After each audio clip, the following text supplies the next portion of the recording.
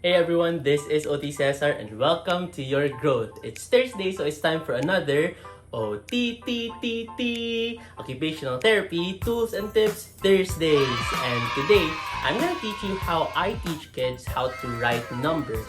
This is very useful if you're just introducing numbers to your kids or if you want to refine how their numbers look like.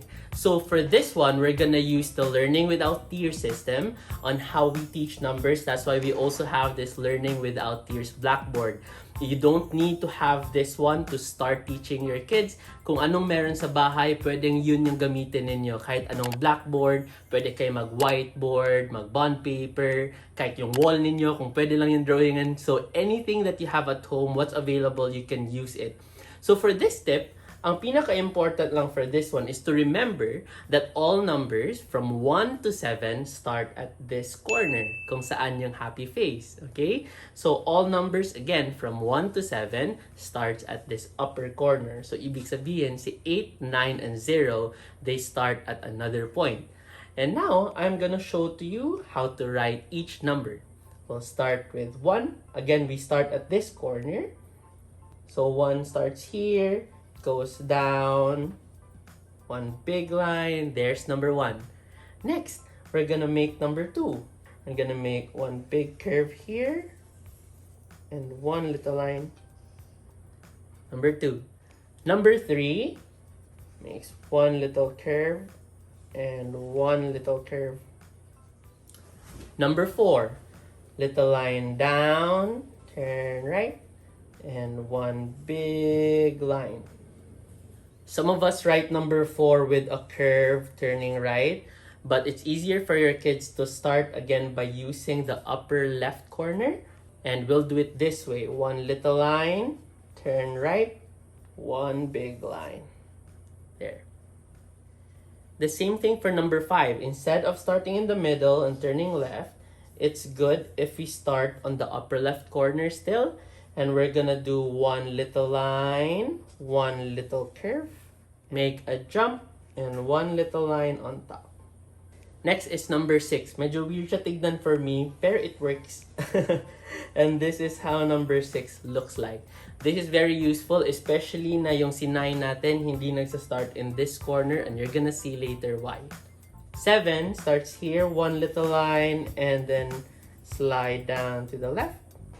Sabi natin, 1 to 7 nagsa-start at this corner, so 8 starts in the middle. So, you make an S, and then go back up.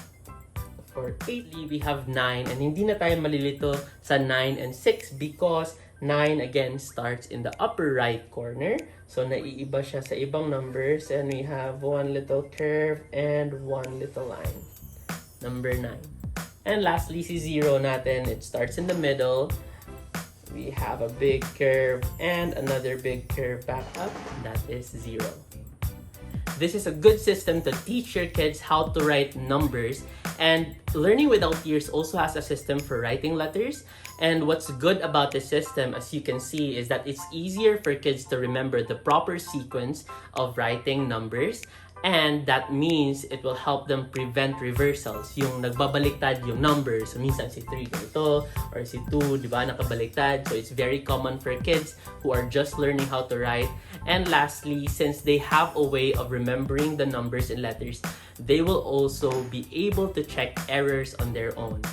As you can see, when we teach writing, it doesn't necessarily have to be paper and pencil. You can use a multisensory approach to make it fun for kids and make it look like play.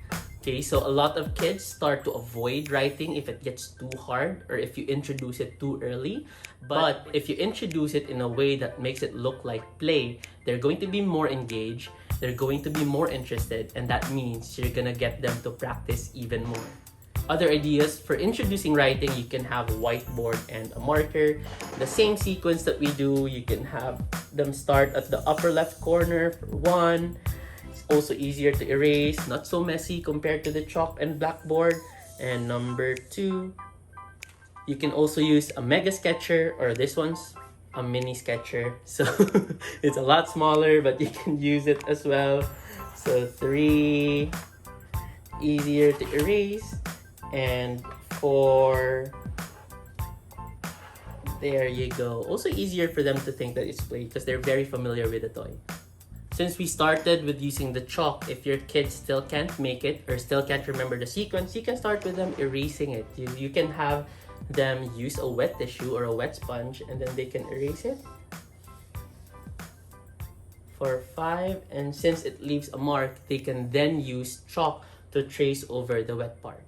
This time we're gonna have 6 and let them erase it and then trace over it again.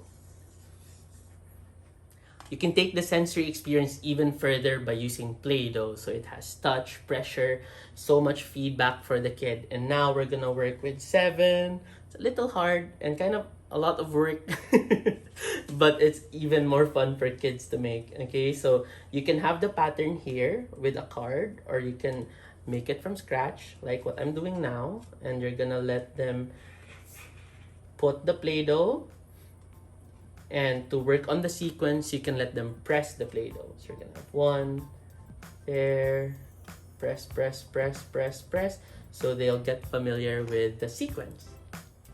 Next one is 8. We'll start in the middle, make an S, oopsie, there you go. Keep going back up and you have 8. You can make them watch videos, sing songs, or now we can use a poem to help them remember the sequence and how to write the numbers.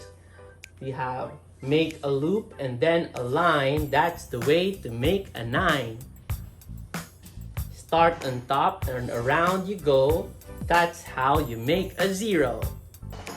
For more tools and tips and other occupational therapy strategies, you can check out our Facebook and Instagram. If you learned something from this video, then press like, then subscribe to my channel, and share it to your friends who also want to teach their kids in a fun and multisensory way. And that's it for another OTTTT, Occupational Therapy Tools and Tips Thursday. See you next Thursday.